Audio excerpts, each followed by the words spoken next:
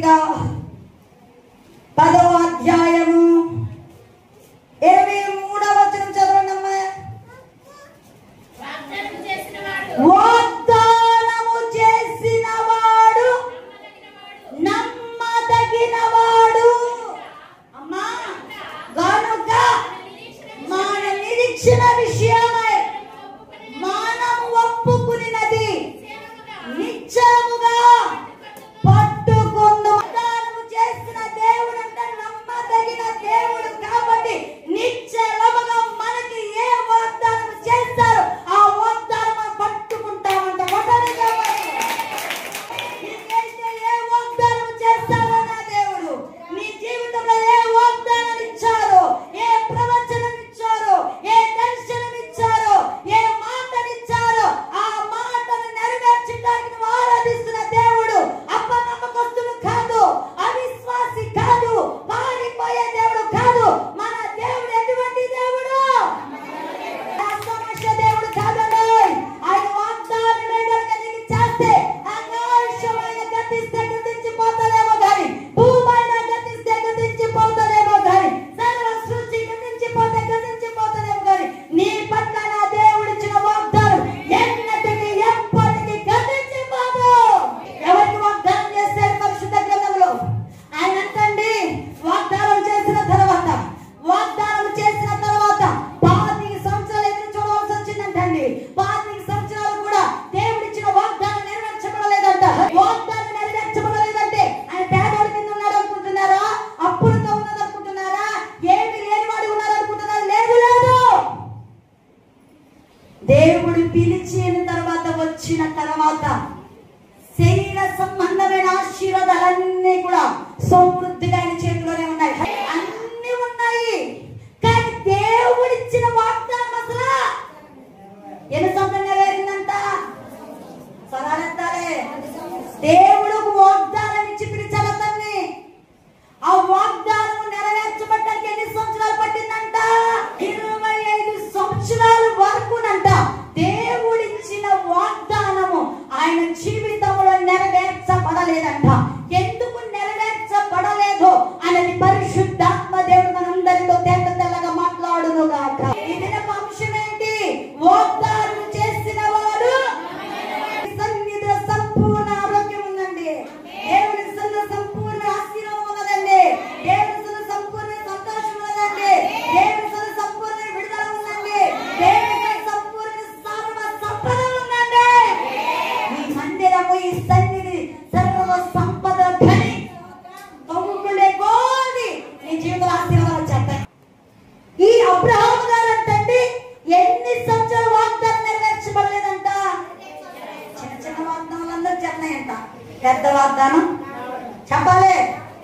ఆస్తి చిన్న బొమ్మను చెప్పండి. ఆస్తి చిన్న బొమ్మ, గొర్రెలు, బంగారము, దోమలు చెప్పండి, ఎద్దులు, గొర్రెలు, మేకలు, ఒంటెలు, గాడిదలు, వస్తువులు, ఇవన్నీ ఏంటి? చెప్పాలండి అందరూ. చిన్న చిన్న బహుమానాలు వస్తున్నాయి కానీ అబ్రహామును పిలిచినప్పుడు ఇచ్చిన వాగ్దానం అబ్రహాము జీవితంలో ఏమవుతలేదు? నెరవేర్చబడుతుంది. కానీ అబ్రహాము చిన్న చిన్న బహుమతులు అంటే చూడలేదు. ఏ వాగ్దానం ఇచ్చావో వాగ్దానం నెరవేర్చేంత వరకు నేను నిన్ను విడిచిపెట్టదని పట్టుదలతో కూర్చున్నాడు. అబ్రహాము గారి 25 సంవత్సరాలు అయిన తర్వాత వాగ్దానం నెరవేర్చబడ్డానికి గల కారణం అబ్రహాము గారు కొన్ని అంటే విడిచిపెట్టుకోలేకపోయాడు. మొదటగా తేరాహు ఆయనతో వచ్చారు. ఎవరు వచ్చారంటండి? 11వ వచనం చివరి భాగానికి అసలు తేరాహు మృతి పొందింది. తేరాహు అనగా మన పాత రోత జీవితాన్ని ఏం చేస్తాము? బాప్తిస్మము ద్వారా చెప్పాలి. మృతి చెందబడ్డాం, పాతి పెట్టబడ్డాం, సమాధి చేయబడ్డాం, చనిపోయాం. తేరాహు అనే పాపపు జీవితంలో నుంచి, శాపపు జీవితంలో నుంచి, అన్యాచార జీవితంలో నుంచి, చీకటి బ్రతుకులోంచి మన జీవితాలని యేసు ప్రభువులోనికి వచ్చిన స్థితి మనకు కలుగుతుంది. తేరాహు అనగా బాప్తిస్మం పొందిన నాట నుండి మన జీవితంలో పాపములో చచ్చిపోయిన స్థితి లో నుండి మన దేవుడు ఏం చేస్తాడంట? పాపంలో చచ్చిపోతే క్రీస్తులు ఏమవుతాం మనము? చెప్పాలండి. క్రీస్తుల బ్రతికిన వాళ్ళందరూ దేవుని స్తోత్రం చెప్పండి. తేరాహు అనగా బాప్తిసము, సమాధి చేయబడటం. తర్వాత రెండవది మనం ఏం చేయబడ్డంటే లేచామంట. ఏం చేస్తామంటే అండి, అబ్రాహాము తేరాహు మృతి పొందిన తర్వాత దేవుడు దర్శించి నీవు లేచి మొదటగా చనిపోయిన మనం ఏం చేయబడ్డాము? పాతి పెట్టబడి ఉన్నామా? పాతి పెట్టబడాలి అందరూ ఏమవుతారు? కూర్చోగలుగుతామండి? నీళ్ళలో ఉంచాలమ్మా, నీళ్ళలో ఉంచిన మిమ్మల్ని బయటికి చెప్పదు ఏమవుతుంది? ఇక కూర్చుంటామా మనము? హల్లెలూయా. ఇప్పుడు కూర్చోకుండా ఏమయ్యా? మనం లేచాం. ఏమయ్యామండి? పాతి పెట్టబడిన స్థితిలోంచి ఏమయ్యాము? మృతతుల్యమైన స్థితిలోంచి ఏమయ్యాము? సమాధి చేయబడిన స్థితిలోంచి ఏమయ్యాము? చనిపోయిన స్థితిలోంచి ఏమయ్యాము? పాపపు జీవితంలో చనిపోయిన మనందరం క్రీస్తు రక్తము చేత మనందరం బ్రతికి ఉన్నామండి. ఒకటి చనిపోయాం, రెండోది లేచాం. కానీ ఈయనంట చనిపోయారంట. తన జీవితంలో పాత ప్రోత జీవితంలో చనిపోయి నూతన వ్యక్తిగా నవీన స్వభావంతో దేవుడు పిలిచిన దేశానికి వచ్చారంట. వచ్చిన ఈయన విడిచిపెట్టుకోలేకపోయారంట. నెంబర్ 1, ఆయన ఏటిని విడిచిపెట్టుకోలేదంటే తన రక్త సంబంధాన్ని ఏం చేయలేదంట? లోతుని ఏం చేయలేదంట? లోతు తనతో ఉన్నంత వరకు దేవుడు దర్శనం ఆయనకి రాలేదంటండి. ప్రియ దైవజనమా, నేను యేసు ప్రభు బిడ్డను అయిపోయానండి, నేను బాప్తిస్మం పొందేస్తానండి, నేను సంఘానికి వెళ్ళిపోతున్నానండి, పాటలు పాడేస్తున్నానండి, నేను ఆ దేవుని సన్నిధికి గోడకిచ్చేస్తున్నానండి అంటే వాగ్దానం నెరవేరదంట. మరి ఏం చేయబడాలి? లోతు అనే ఏ పాప జీవితం ఉందో అది మనము విడిచి, లోతు అనే అనుబంధాన్ని ఏం చేయాలి? లోతు అనే సంబంధాన్ని ఏం చేయాలి? లోకాన్ని ఏం చేయాలి? పాపాన్ని ఏం చేయాలి? అవిధేయతను ఏం చేయాలి? చెప్పాలండి, విడిచిపెట్టాలి. ఆ విడిచిపెట్టిన తర్వాత అబ్రాహాముకి దేవుని ప్రత్యక్షత వచ్చింది. రెండోది, అబ్రాహాము ఐగుప్తులోనికి వెళ్ళిపోయాడు. ఎక్కడికి? లోతు అనుభవం. అబ్రాహాము వాగ్దానం నెరవేర్చబడటానికి గల కారణము, నెరవేర్చబడలేకపోవడానికి గల కారణం ఏంటనగా లోతు ఉన్నంత వరకు అబ్రాహాము వాగ్దానం నెరవేర్చబడలేదు. రెండోది, అబ్రాహాము జీవితంలో కరువు వచ్చిందంటే సింధూర వృక్షము అనగా దేవుడు దర్శించే స్థలం. సింధూర వృక్షం అనగా దేవుడు వచ్చే స్థలం. సింధూర వృక్షం అనగా దేవుని ప్రత్యక్షతను చూసే స్థలం.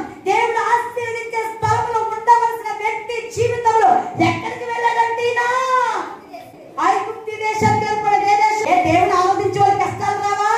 దేవుని ఆరాధించే వాళ్ళకి ఇబ్బందులు రావా? దేవుని ఆరాధించే వాళ్ళకి వ్యాధులు రావా? దేవుని ఆరాధించే ఇరుకులు రావా? బెత్లెహేములో కొరకు అందరికి వచ్చిందా? పోయి నయోమికి వచ్చిందా? అందరి ఎలా కూడా నయోమి డిసిషన్ తీసుకుందండి. అబ్రాహాము కొరకు వచ్చిందంట, ఇరుకు వచ్చిందంట. సింధూర వృక్షం కింద ఉండవలసిన వ్యక్తి, దేవుని పాదాల దగ్గర ఉండవలసిన వ్యక్తి, దేవుని దర్శనం చూడవలసిన వ్యక్తి, నువ్వే ఇక్కడ నాకు శరణి అని చెప్పవలసిన వ్యక్తి. అయ్యా, నీవు నీ ప్రత్యక్షత నాకు కనబడాలి, నీవు నన్ను దర్శించాలి, నేను ఇచ్చిన వాగ్దానం నెరవేర్చబడాలి. ఇదిగో ఈ కష్టం వచ్చింది, ఈ కరువు వచ్చింది, ఈ శ్రమ వచ్చింది, ఈ వ్యాధి వచ్చింది, ఈ ఇరుకు వచ్చింది, ఈ ఇబ్బంది వచ్చింది, దీని నుండి నువ్వు నన్ను ఎలా తప్పిస్తావు ప్రభువా అని ఆ స్థలంలో కూర్చుని దేవుని సన్నిధిలో కూర్చుని మొరపెట్టవలసిన ఇతను ఎక్కడికి వెళ్ళాడంట? చెప్పండి, ఎక్కడికి వెళ్ళాడంట? ఐగుప్తి అనగా ఏ దేశము? లోకం. ఏ దేశం అండి?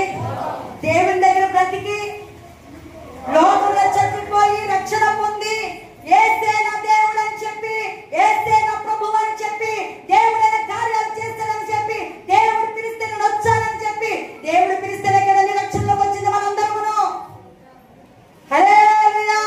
కొంచెం కష్టం వచ్చేవారికి ఎక్కడికి వెళ్ళిపోతున్నాం? చెప్పాలందరూ. కొంచెం ఇరుకు వచ్చేవారికి ఎక్కడికి వెళ్ళిపోతున్నాం?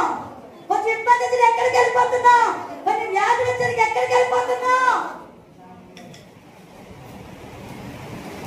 ఈయనంట ఐగుప్తిలోనికి అడుగు పెట్టాలి తెలిసిందంట. ఐగుప్తి మంచిది కాదు. హల్లెలూయా. తోరానున్నప్పుడు సొదొమ కుమార్ ఎలా ఉందంట లోతు పనులకి? చెప్పాలండి, యెహోవా తోట వలె ఉందంట. యెహోవా తోట అంటే ఏ తోట? ఏదెను వనం. చెప్పండి, యెహోవా తోట అంటే ఏ వనం? ఏదెను తోటలా కనపడదంటే అబ్రాహాము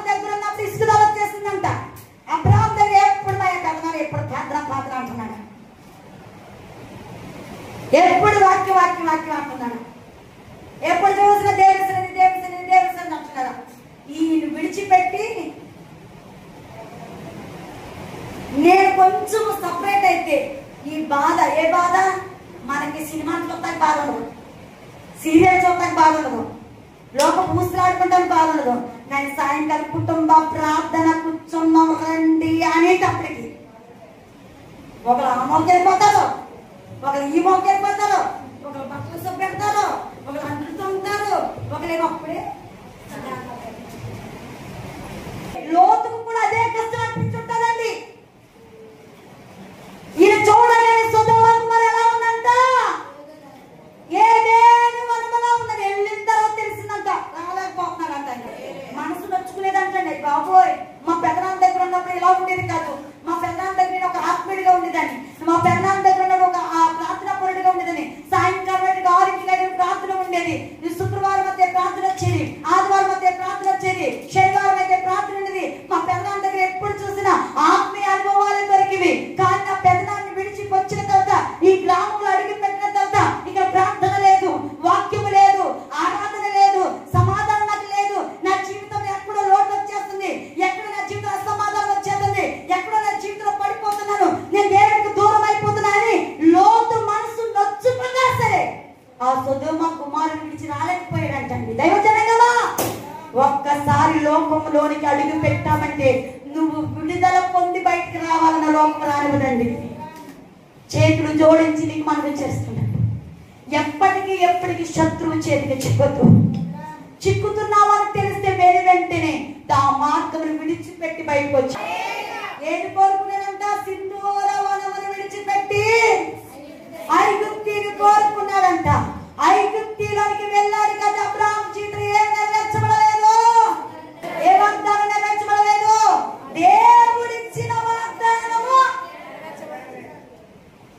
మూడవది, భార్య మాట విన్న. భార్య మాట వినినందున వాగ్దానం ఏం చేయబడలేదు. దేవుని పక్కన పెట్టి మనుషుల మాట విని దేవుని పక్కన పెడితే కనుక దేవుడు మీ జీవితంలో ఏ వాగ్దానం నెరవేర్చలేడు.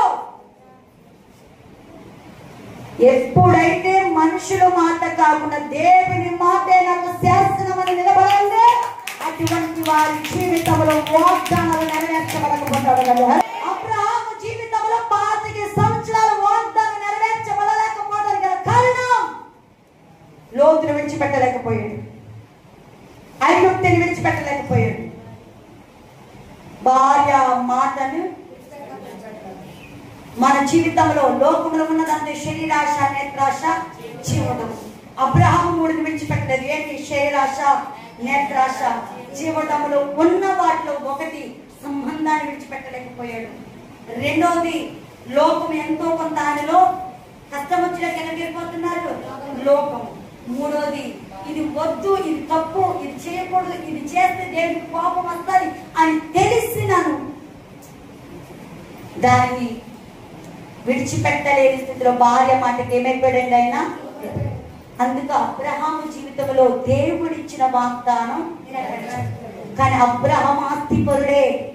అబ్రహాము దేవుడు పిలిచిన తర్వాత, రక్షణలోకి వచ్చిన తర్వాత, దేవుడి దగ్గరకు వచ్చిన తర్వాత, దేవుడి సన్నిధిలోకి వచ్చిన తర్వాత, దేవుడి సన్నిధిలో ప్రార్థించుకుంటూ స్టార్ట్ చేసిన తర్వాత అబ్రహాము అన్ని విషయాలలో ఆశీర్వదించబడ్డాడు. ఒక విషయంలో 25 సంవత్సరాలు కొత్తను చూస్తాడు. ఏంటి అంటే దేవుడు ఏ వాగ్దానము చేసి పిలిచాడో ఆ వాగ్దానం పరిపూర్ణంగా తన జీవితంలో నెరవేర్చబడలేదు. ఇది మన జీవితాల్లో కూడా, అయ్యా ప్రార్థిస్తున్నాను కానీ నీవు ఇచ్చిన వాగ్దానం నెరవేర్చలేదయ్యా, నీవు ఇచ్చిన ప్రవచనం నెరవేర్చలేదయ్యా, నీవు ఇచ్చిన దర్శన జీవితంలో నెరవేర్చబడలేదయ్యా అంటే దేవుడు అంటున్న అబ్రహాము విడిచిపెట్టుకోలేని కొన్ని లక్షణాలు నీలో కూడా ఉన్నాయి. వాటిని విడిచిపెట్టుకున్న రోజున నీ జీవితంలో కూడా సంపూర్ణంగా నా వాగ్దానం నెరవేర్చబడతాదని వాగ్దానం చేస్తున్నాను. లోకం ఉందా? ఆచారాలు ఉన్నాయా? అలవాటులు ఉన్నాయా? పాపం ఉందా? ఏదైతే నీ జీవితంలో ఉంది, మనుషుల మాటలు విని దేవుని సన్నిధిని, దేవుని పక్కన పెట్టి ఏదితో నాకు తెలియదు ఆ అవిధేయత, నా పాపాన్ని విడిచిపెట్టుకుంటే నా దేవుడిచ్చిన సంపూర్ణమైన వాగ్దాన్ని జీవితం నెరవేర్చబడబోతుంది. అబ్రహాము వాటన్నిటిని విడిచిపెట్టుకున్న తర్వాత అబ్రహాము దేవుని సన్నిధిలో 17వ అధ్యాయం 1-2 వచనాలు ఉంటది. అబ్రహాము నిందారహితుడుగా మార్చబడిన తర్వాత శారమ్మను దేవుడు దర్శించి ఇచ్చిన వాగ్దానాన్ని దేవుడు ఏం చేశాడండి? నీ జీవితంలో కూడా